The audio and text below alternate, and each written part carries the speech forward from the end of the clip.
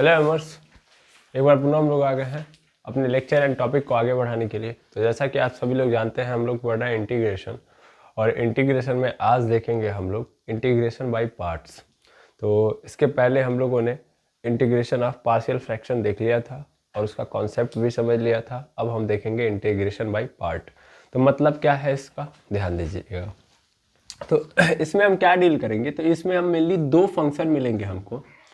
दो फंक्शन है, एक u है और एक b है। ऐसे भी लिख सकते हो, या f(x) इंटू g(x) दो फंक्शन है, और इन दोनों का दोनों फंक्शन किस फॉर्म में है, मल्टीप्लाई के फॉर्म में है। और मल्टीप्लाई के फॉर्म में है और हमको इनका क्या करना है, हमको इनका इंटीग्रेशन करना है। तो कैसे करेंगे ये देखेंगे हम, ठीक है। ठीक, अब मेरे ध्यान से समझिएगा। जैसा आप ये देख रहे हो रूप, ये फॉर्म, क्या हमने इससे पहले नहीं देखा है? बिल्कुल देखा है सर। ये तरीका हम लोगों ने बाय सब्स्टिट्यूशन मेथड के अंदर देखा है कि सब्स्टिट्यूशन मेथड से हम लोग इस तरीके के प्रश्न को सॉल्व कर देते थे। जैसे अगर हमारे सामने हो sin x into cos x into d x, हमें इसको सॉल्व करना हो तो हम क्या करते थे, हम सर सिंपल एक ही काम करते थे कि भैया sin x cos x में से किसी एक को क्या मान लेते थे, t, और इसका डिफरेंशिएशन जब करते थे तो सेकेंड वाला फंक्शन हमको मिल जाता था और काम बन जाता था। जैसे एग्जांपल के लिए मैं cos x को क्या मान लेता हूँ, cos x is equal to क्या मान लूंगा, t। तो cos x t मान लूंगा, तो इसका डिफरेंशिएशन करूंगा, यानी d upon d x into cos x बराबर d t upon d x करूंगा। तो यहाँ पे क्या हो जाएगा, यहाँ पे हो जाएगा sin x हो जाएगा, और इज इक्वल टू यहाँ पे d t upon d x को इधर कर दूंगा तो sin x sin x into d x is equal to क्या मिल जाएगा, डी टी मिल जाएगा। अब यहाँ पे रख दो तो sin x, और मतलब सॉरी इसको पहले रख दो cos x, फिर यहाँ पे लिखो into sin x into d x. Sine x into d x का मतलब क्या हो जाएगा, डी टी, और cos x की वैल्यू क्या मान लिया था, t। अब t इंटू डी टी मतलब टी स्क्वायर बाई 2 हो जाएगा प्लस c, और t की वैल्यू क्या थी, cos x, तो cos square x by 2 plus c होगा ना। तो ये एक तरीका हमारे पास पहले से था और हम आराम से कर ले रहे थे, ठीक है। तो सर अगर हमारे पास ये तरीका ऑलरेडी है तो हम फिर ये नया तरीका क्यों पढ़ने जा रहे हैं, ठीक है ना। आखिर इसी चीज को हम दोबारा क्यों पढ़ने जा रहे हैं कि अगर मल्टीप्लिकेशन के फॉर्म में दिया हो तो हम कैसे करेंगे, और इसको स्पेशल नाम भी दे दिया गया, इसको नाम दे दिया गया integration by part. Integration by part.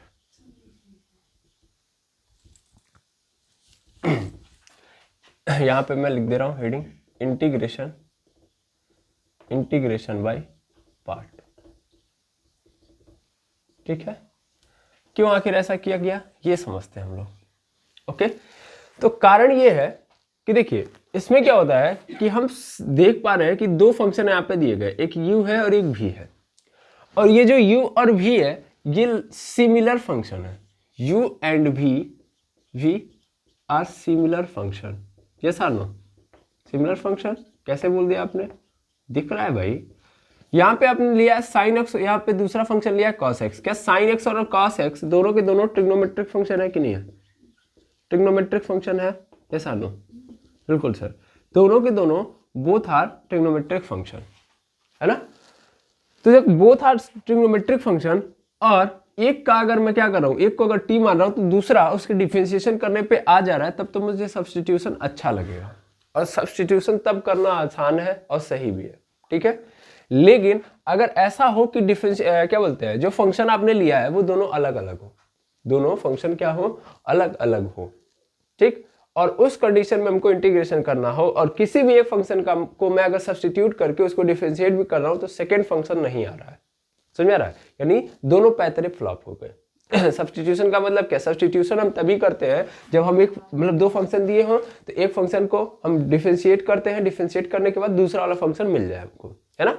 तो मजा आता है सब्स्टिट्यूशन करने में, सब्स्टिट्यूशन तभी काम ही करता है। लेकिन सपोज कर लो दोनों फंक्शन अलग हो, एक को सब्स्टिट्यूट कर रहे हैं तो दूसरा का दूर दूर से कोई नाता रिश्ता नहीं है दूसरे फंक्शन से उसका, है, तो फिर कोई मतलब है नहीं, तब यहाँ पे क्या हो जाएगा, ये फ्लॉप। और उस सिचुएशन में दो फंक्शन का मल्टीप्लिकेशन हम इंटीग्रेशन बाय पार्ट्स के थ्रू निकालेंगे, ओके। तो कैसे निकालेंगे, स्टार्ट किया जाए और समझा जाए, है ना। तो चलिए देखते हैं हम लोग ध्यान से। मैं यहाँ से इसको मिटा रहा हूँ और समझा रहा हूँ कि क्यों, पहले ये समझ में आ गया ना कि इंटीग्रेशन बाय पार्ट्स क्यों करने जा रहे हैं, ओके। ये क्यों आखिर दो दूसरा तरीका लेके आए हैं दो फंक्शन के मल्टीप्लिकेशन का इंटीग्रेशन निकालने के लिए। ठीक है, तो सबसे पहले हम देखेंगे यहाँ पे कि मान लीजिए मेरे पास दो फंक्शन है u इंटू वी है और मैं इसका इंटीग्रेशन कर रहा हूँ। तो अगर मैं इसका इंटीग्रेशन करूँगा तो मेरे सामने जो आंसर मिलेगा वो होगा u into v d x minus यहाँ पे होगा u into d upon d x, sorry d upon d x of u into यहाँ पे हो जाएगा integration of v d x और फिर इस पूरे का क्या हो जाएगा dx। ये आपके सामने फॉर्मूला बनेगा। क्या आप देख पा रहे हैं, हाँ या ना? क्या बना है यहाँ पे पूरा का पूरा, फिर से u इंटू वी, दो फंक्शन है उसमें u को बाहर रखिए, v का आप क्या कर दीजिए इंटीग्रेशन, फिर माइनस करिए, फिर डिफरेंशिएशन करिए u का, फिर मल्टीप्लाई कर दीजिए v के इंटीग्रेशन से और फिर जो आंसर मिल रहा है उसका अगेन क्या कर दीजिए इंटीग्रेशन कर दीजिए। ठीक है, ये पैतरा और ये तरीका होगा इंटीग्रेशन बाय पार्ट में, यानी इंटीग्रेशन बाय पार्ट जो है खत्म, यहीं से खत्म, बस इतना ही करना है। ठीक है, अब क्वेश्चन ये है कि सपोज कर लीजिए कि मेरे पास दो फंक्शन है, एक फंक्शन है अपने पास tan इनवर्स x, ऐसे जस्ट आस्किंग के लिए मैं ले रहा हूँ, या ऐसे हटाओ यार, अभी नहीं, अभी क्वेश्चन पे नहीं जाते हैं। अभी मान लो मैंने एक ले लिया लॉगरिथम फंक्शन, यानी u जो है मेरा, u जो है मतलब ऐसे लिख रहे हो ना u into v into d x, तो u जो है मेरा वो लॉगरिथम फंक्शन है और v जो है मेरा एल्जेब्रिक फंक्शन है। ठीक है, अब अगर ध्यान से तुम समझो तो ध्यान से देखोगे तो यहाँ पे क्या हो रहा है, एक फंक्शन को u माना गया, दूसरे फंक्शन को भी, मतलब दो फंक्शन मेरे सामने होंगे, अब मुझे एक को u मानना है, दूसरे को v मान सकते हैं हम, बिल्कुल। अब ध्यान से देखो तो इसमें v का केवल इंटीग्रेशन किया गया, u का एक बार डिफरेंशिएशन, u का इंटीग्रेशन नहीं किया गया, हाँ या ना, u का केवल डिफरेंशिएशन किया गया, जबकि v का क्या किया गया है इंटीग्रेशन किया गया है। तो यानी जो तुम दूसरा फंक्शन मतलब v वाला फंक्शन मानोगे, यानी सेकंड फंक्शन मानोगे, उसका इंटीग्रेशन केवल होगा, है ना। अब हमारे ऊपर एक रिस्पॉन्सिबिलिटी बढ़ जाती है कि भाई हम माने किसको, क्योंकि हम जिसको मानेंगे उसी का इंटीग्रेशन होगा, डिफरेंशिएशन उसका होगा नहीं, डिफरेंशिएशन केवल एक बार उसका होगा, बाकी कहानी वहां पे स्टॉप रहेगी। समझ पा रहे ना? तो आखिर हम किसको लेके चले, मतलब किसको भी माने, ये थोड़ा सा स्टक हो जाएगा ना, क्योंकि जाहिर सी बात है कि अगर मान लो तुम लॉगरिथम फंक्शन को अपना v फंक्शन मान रहे हो तो इसका केवल इंटीग्रेशन आएगा, और केवल इंटीग्रेशन इसका आएगा, तो जो आंसर मिलेगा तुम्हें वो इससे अलग होगा, किससे, जब तुम एल्जेब्रिक फंक्शन को भी मानो, क्योंकि एल्जेब्रिक फंक्शन का तुम इंटीग्रेशन करोगे तो कुछ और आएगा, लॉगरिथम फंक्शन का इंटीग्रेशन करोगे कुछ और आएगा। तो इसका मतलब अगर तुम इसको u मान रहे हो पहली बार में और इसको v मान रहे हो, तो जो आंसर आएगा अगले केस में इसको v मान लो और इसको क्या मान लो, u मान लो, अलग हो जाएगा कि नहीं हो जाएगा। डिफरेंशिएशन में भी ये फॉर्मूला आया था, याद करो तो प्रोडक्ट रूल हम लोगों ने देखा था, u इंटू वी है और u इंटू वी का हम क्या कर रहे थे, डिफरेंशिएशन कर रहे थे। दो फंक्शन हमारे सामने होते थे, हमें इनका क्या करना होता था, डिफरेंशिएशन। तो डिफरेंशिएशन का तरीका बड़ा अच्छा था, यहाँ पे d upon d x v हो जाता था, फिर अगले केस में क्या हो जाता था, प्लस v बाहर कर दो, d upon d x u। मतलब इसमें क्या था ना, इसमें ये वाला दिक्कत नहीं था भाई, u और v कोई भी लो, है ना, दो फंक्शन अगर आपके सामने दे दिए गए, उनका डिफरेंशिएशन करने के लिए बोल दिया गया है, तो आप किसी को भी क्या मान सकते हो, u, किसी को भी v। बट यहाँ पे देखो, जिसको आप u मानोगे यहाँ पे उसका एक बार डिफरेंशिएशन होगा, बाकी जिसको v मानोगे उसका इंटीग्रेशन होगा। तो 100% से हो रहा है कि इसमें u और v जो सेलेक्ट करोगे उससे आंसर पे फर्क पड़ेगा, है ना। अब ध्यान से फिर से देख लो, अगेन मैं बता रहा हूं कि यहाँ पे आप भी अगर अपने आप से चूज कर रहे हो, तो अगली केस में अगर मान लीजिए आपके साथ में बैठा हुआ कोई व्यक्ति है या स्टूडेंट है, और वो उसको भी ना मान के, जो आपने भी माना है, दूसरे को भी मान ले, और आपने जिसको यू माना है उसको भी मान लिया उसने, और जिसको यू आपने भी माना था उसको क्या मान लिया उसने, यू मान लिया, तो उस केस में जब वो करेगा तो क्या आंसर है, क्या मिलेगा, जो आंसर मिलेगा क्या उससे मिलेगा आपका, नहीं, यहाँ से तो दो आंसर मिल जाएंगे ना भाई। तो ये दिक्कत ना हो इसलिए एक तरीका बनाया गया, और वो तरीका है आइलेट। ये हम आज पहली बार तो देख नहीं रहे, हम लोग इसी का सहारा लेके चल रहे हैं, है ना। पूरे इंटीग्रेशन में यही 5 टाइप के फंक्शन आते हैं, तो ये बार बार लिखा गया है। इसमें ये कहा जाता है कि ये क्रम है, ये क्या है, एक ऑर्डर है, क्या है, ऑर्डर है, इस ऑर्डर को फॉलो करो। मतलब देखो, मैंने अभी जस्ट बोला ना कि एक लॉगरिथम फंक्शन है, दूसरा एल्जेब्रिक फंक्शन है, तो देखो पहले कौन आ रहा है, जो पहले आ रहा है वो u होगा, और जो बाद में आ रहा है वो v होगा।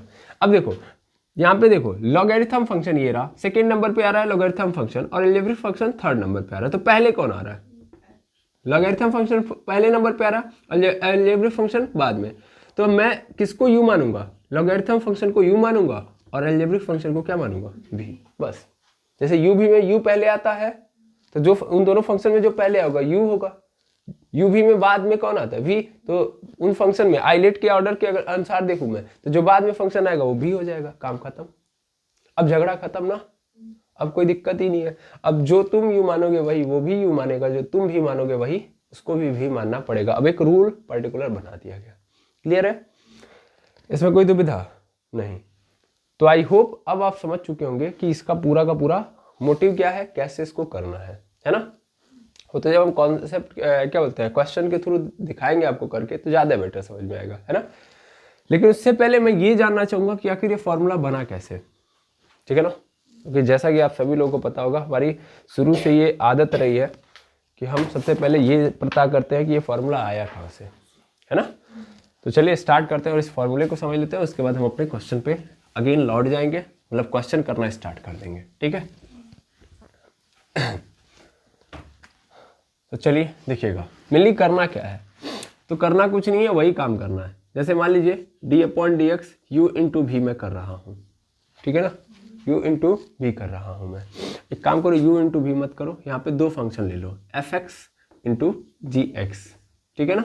तो अगर मैं करूँगा क्या डिफरेंशिएशन तो मुझे क्या मिलेगा सर, मुझे gx बाहर नज़र आता हुआ मिलेगा और फिर d/dx fx नज़र आएगा प्लस अगले केस में क्या होगा कि fx बाहर नजर आता हुआ दिखेगा और फिर d/dx gx हो जाएगा, बिल्कुल हो जाएगा।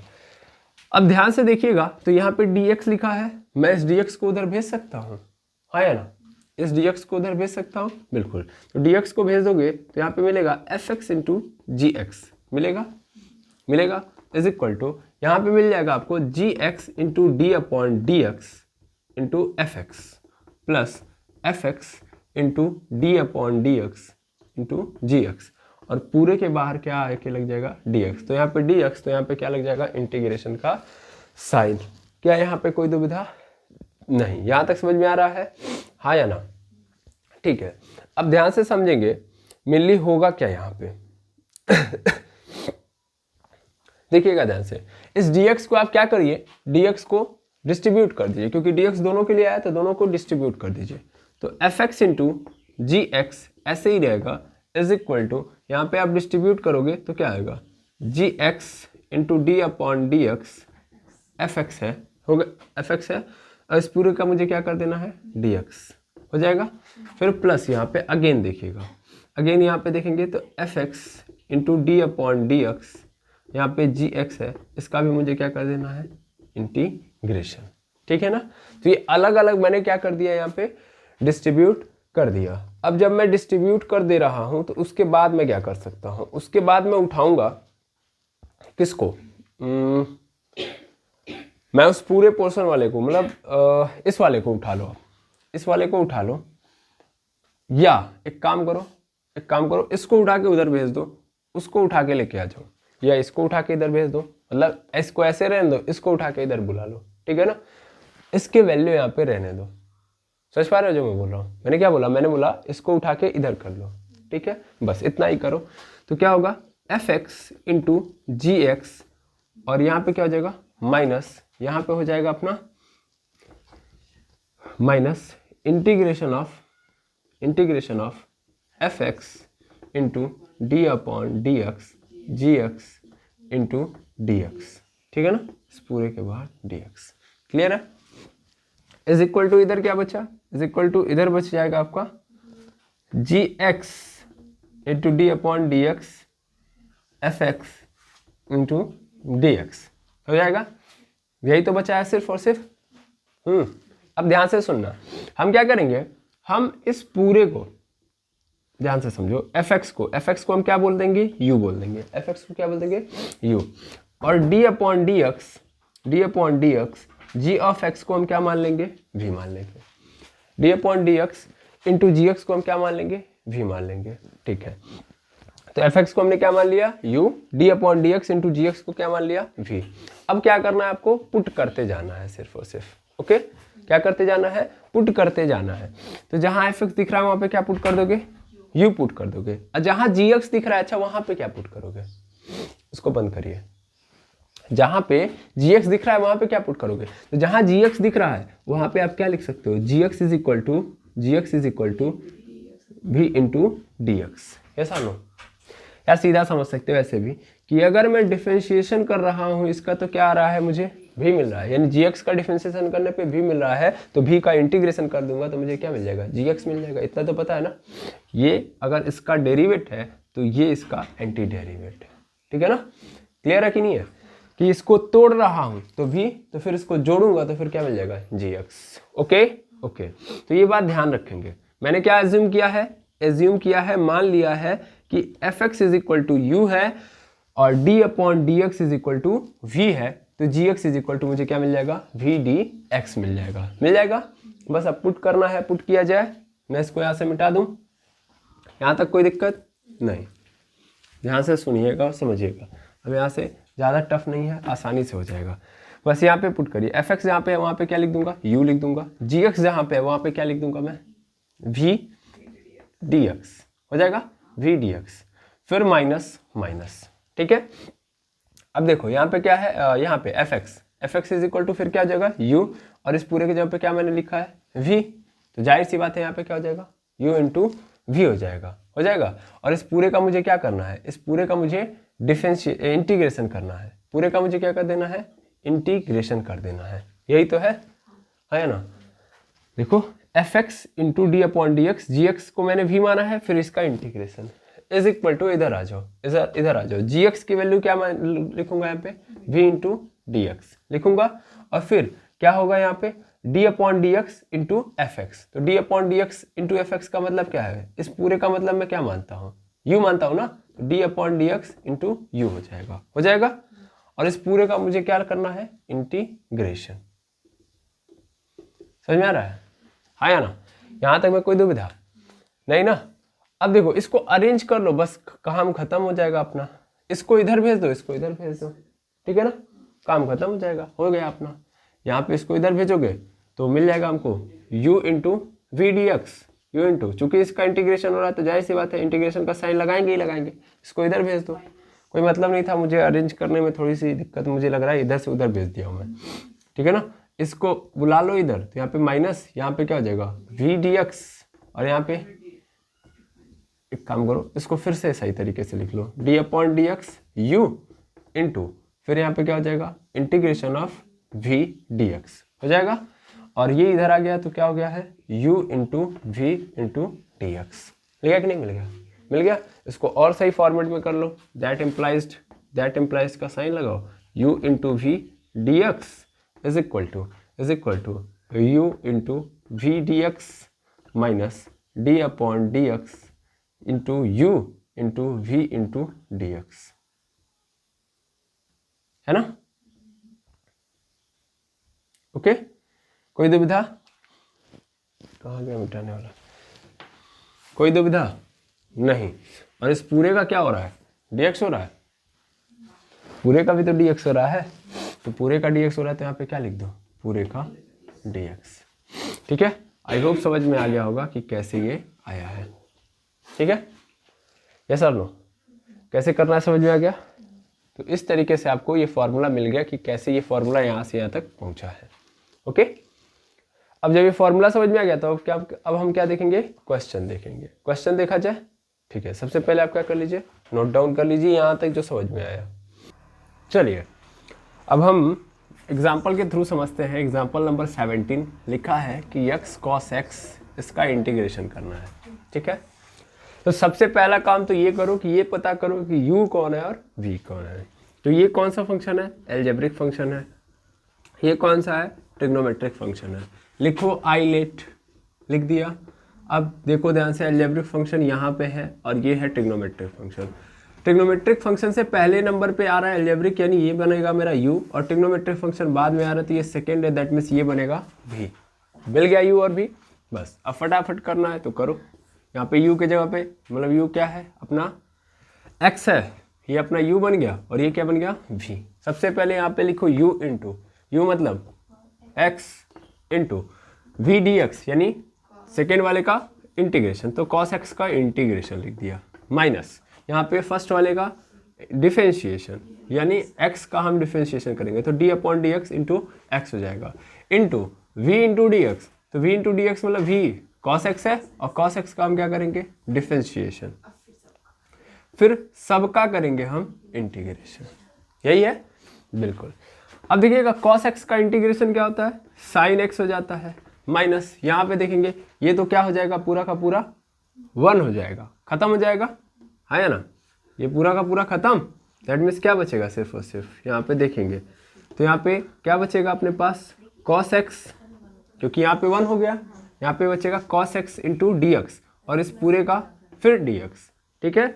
यहाँ पे देखोगे एक्स साइन एक्स ऐसे रहेगा, माइनस कॉस एक्स का डी एक्स यानी साइन एक्स, तो साइन एक्स का मुझे क्या करना है इंटीग्रेशन, साइन एक्स का इंटीग्रेशन करना है और साइन एक्स का इंटीग्रेशन मतलब माइनस कॉस एक्स, तो एक्स साइन एक्स और यहाँ पे क्या मिल जाएगा मुझे माइनस माइनस कॉस एक्स मिलेगा और माइनस माइनस मिलके क्या हो जाएगा प्लस, तो x sine x plus cos x plus c, ये आपको मिल गया आंसर किसका एक्स कॉस एक्स के इंटीग्रेशन का।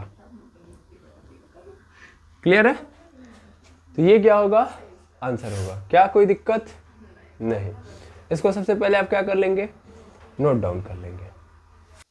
चलिए अब एग्जांपल नंबर 19 देखेंगे, वो क्या है x into sine inverse x upon under root में 1 माइनस एक्स स्क्वायर और इस पूरे का क्या रहा है इंटीग्रेशन कर दो। अगेन क्या करो अगेन चुनो, लेकिन सबसे पहले ये देख लो है क्या क्या कौन कौन से फंक्शन है। तो सबसे पहला फंक्शन है अलजेब्रिक फंक्शन और दूसरे नंबर पे है इनवर्स ट्रिग्नोमेट्रिक फंक्शन ITF, है ना। अब आई लेट उठाओ, आई लेट है ना, इसमें अलजेब्रिक फंक्शन यहाँ पे है और इनवर्स ट्रिग्नोमेट्रिक फंक्शन सबसे पहले है, तो ये मेरा फर्स्ट हो जाएगा और ये क्या हो जाएगा सेकेंड, यानी ये बन जाएगा ये u बन जाएगा और ये पूरा का पूरा क्या बन जाएगा v, यानी मुझे इसका इंटीग्रेशन करना है और इसका मुझे क्या करना है डिफरेंशिएशन। तो सबसे पहला काम ये करो ना कि ये बड़ा कॉम्प्लेक्स है, सबसे पहले इसका इंटीग्रेशन में समझ लेते हैं। जब एक बार इंटीग्रेशन निकालेंगे उसके बाद बार बार वही उठा के रख देना होगा, ठीक है। तो उठाओ x अपॉन अंडर रूट में 1 माइनस एक्स स्क्वायर है, इसका इंटीग्रेशन पहले ही कर लो। अब इसका इंटीग्रेशन कैसे होगा, तो 1 माइनस एक्स स्क्वायर है, 1 माइनस एक्स स्क्वायर को क्या मान लो 1 माइनस एक्स स्क्वायर को क्या मान लो t मान लो, ठीक है ना। इसका इंटीग्रेशन कर रहे हैं हम, सबसे पहले 1 माइनस एक्स स्क्वायर है, इसको मैंने क्या मान लिया t, डिफरेंशिएशन कर दो, तो डिफरेंशिएशन करोगे तो 1 का क्या हो जाएगा 0, यहाँ से मिलेगा minus 2x is equal to d t upon d x, इसको इधर भेज दो तो मिल जाएगा x is equal to minus d t by two, sorry x into d x is equal to minus d t by two मिल जाएगा, है ना। इस चीज को यहाँ पे पुट कर सकता हूँ मैं, x इंटू डी एक्स की जगह पे मैं पुट कर दूंगा minus d t by to. ध्यान से देखेंगे तो क्या हो जाएगा यहाँ पे हो जाएगा sir minus d t by to पूरे के नीचे अंडर रूट में t हो जाएगा, यहाँ पे इंटीग्रेशन कर दो, दैट मीन्स यहाँ पे हो जाएगा 1/2, सीधा सीधा ले लो, माइनस भी कॉमन ले लो, मिल गया तुमको d t upon under root में t, अंडर रूट में t मतलब माइनस 1/2, यहाँ पे d t upon under root में t मतलब t पे पावर हाफ हो जाएगा। इसको ऊपर लेके जाओगे ले देखे मिलेगा क्या तुमको, ऊपर लेके जाओगे तो माइनस 1/2 प्लस 1 होगा प्लस हाफ होगा, प्लस हाफ नीचे आ जाएगा, दैट मीन्स ले देके हमको मिलेगा 2 अंडर रूट में t, यही मिलेगा, क्या मिलेगा 2 अंडर रूट में t, ये हम लोगों ने पहले भी देखा हुआ है। तो 2 under root t into minus 1/2, 2 से 2 क्या हो गया कैंसिल, क्या मिल गया हमको माइनस अंडर रूट में t, माइनस में अंडर रूट में t का मतलब क्या होगा माइनस 1 माइनस एक्स स्क्वायर, मिल गया कि नहीं मिल गया। तो इस पूरे का इंटीग्रेशन हमको क्या मिल गया, ये क्लियर है, समझ में आया। अब बस क्या करना है, अब क्वेश्चन सॉल्व करना है। अब तो हो जाएगा, क्वेश्चन सॉल्व करेंगे हो जाएगा, क्योंकि इंटीग्रेशन मिल चुका है। मैं यही चिपकाऊंगा बार बार, हर जगह में यही चिपकाऊंगा, ठीक है। अब एक काम करो, इसको मिटा दो, अब क्वेश्चन सॉल्व करो। मुझे आंसर पता है, चलो पकड़ो। सबसे पहले का क्या करते हैं हम, सबसे पहले उसको वैसे ही रख दो, तो साइन इनवर्स एक्स पहले रहेगा, मतलब यू पहले रहेगा, into v d x, second वाले का इंटीग्रेशन करना, तो सेकेंड वाले का इंटीग्रेशन तो हमको पता है माइनस अंडर रूट में 1 माइनस एक्स स्क्वायर, फिर माइनस यहाँ पे देखो, यहाँ पे d upon d x into you है, तो यानी पहले वाले का, यानी साइन इनवर्स एक्स का हम क्या करेंगे, डिफरेंशिएशन। और साइन इनवर्स एक्स का डिफरेंशिएशन हमको पता है, अंडर रूट में 1 minus x square into second वाले का इंटीग्रेशन, तो आंसर तो हमको पता है माइनस अंडर रूट में 1 माइनस एक्स स्क्वायर, यही आएगा, है ना। और यहाँ पे पूरे का क्या हो जाएगा, इंटीग्रेशन। ध्यान से देखो तो ये इससे कट जाएगा कि नहीं कट जाएगा, कट जाएगा, कट जाएगा, तो क्या बचेगा -1, ये माइनस और माइनस मिलके प्लस, तो क्या आ गया साइन इनवर्स एक्स, यहाँ पे माइनस लगा लो, और इंटू अंडर रूट में 1 माइनस एक्स स्क्वायर, यहाँ पे माइनस माइनस प्लस, यहाँ पे क्या होगा dx का, यानी 1 dx हो जाएगा, और 1 dx मतलब प्लस x हो जाएगा, यहाँ पे सीधा सीधा क्या आ जाएगा x। तो आंसर क्या मिला हमको, आंसर मिला x minus sine inverse x into 1 minus x square plus c. तो इस तरीके से ये वाला भी हो गया, है ना। तो इंटीग्रेशन बाय पार्ट्स आप कैसे यूज करोगे, कैसे ये फॉर्मूला लगाओगे, आई थिंक आपको समझ में आ गया होगा। अब इस उम्मीद के साथ मैं आज के लेक्चर को यहीं पे समाप्त करूंगा और चाहूंगा कि आप नेक्स्ट एक्सरसाइज जो कि है 7.6 उसको आप खुद से सॉल्व करें और देखें कि क्या क्या ऐसे प्रश्न है कि जो आपको डाउट क्रिएट कर रहे हैं, तो फिर हमें बताएं। ओके, फिलहाल में आप ये समझ लीजिएगा कि हमेशा ये ध्यान दीजिएगा कि जो कॉम्प्लेक्स जिसका इंटीग्रेशन करना है उसका पहले ही निकाल के रख लेना, है ना। पहले जब निकाल के रखेंगे तो तुरंत हो जाएगा, अदरवाइज आप क्या करेंगे, बारी बारी करेंगे तो फिर बहुत ज़्यादा समय लगेगा, ठीक है ना। तो फिर इसीलिए मैं कहूँगा कि सबसे पहले इंटीग्रेशन वाले पोर्शन को पहले ही कंप्लीटली निकाल के रख लीजिएगा। ओके, चलिए मिलते हैं नेक्स्ट वीडियो में। Thank you very much hammers.